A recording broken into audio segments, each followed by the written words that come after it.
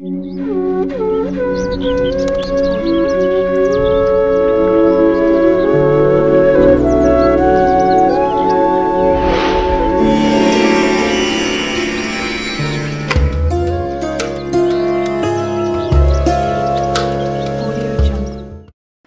ప్రకారం వంటగదిలో శక్తి సమతుల్యతను కాపాడుకోవడం చాలా ముఖ్యం.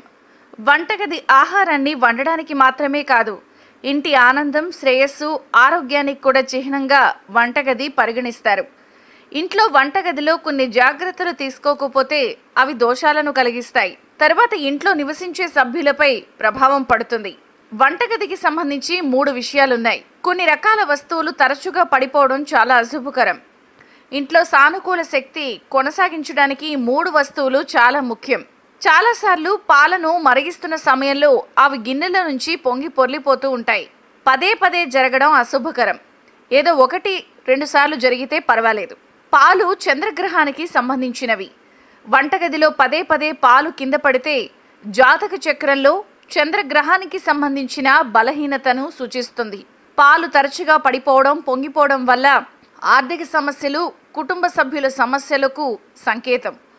పాలు పడిపోవడం ఆర్థిక సంక్షోభమే కాదు, ఆరోగ్య సమస్యలు, కుటుంబ వివాదాలకు కూడా కారణం ఏర్పడచ్చు.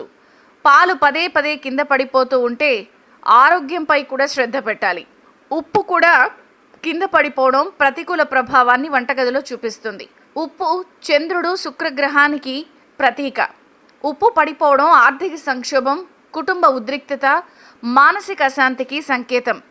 ఆనందం, శాంతిని ఇంట్లో ప్రభావితం చేస్తుంది. ఉప్పు కింద పడిపోతే తగాదాలకు కారణం అవ్వచ్చు. ఉప్పుని ఎప్పుడూ సురక్షితమైన ప్రదేశంలో ఉంచుకోండి. అలాగే వంటగది చిందరవందరగా ఉండకూడదు. వంట నూనెలు. వంటగదిలో వంట నూనె చాలా ముఖ్యం. ఇది శనీశ్వరుడికి సంబంధించింది.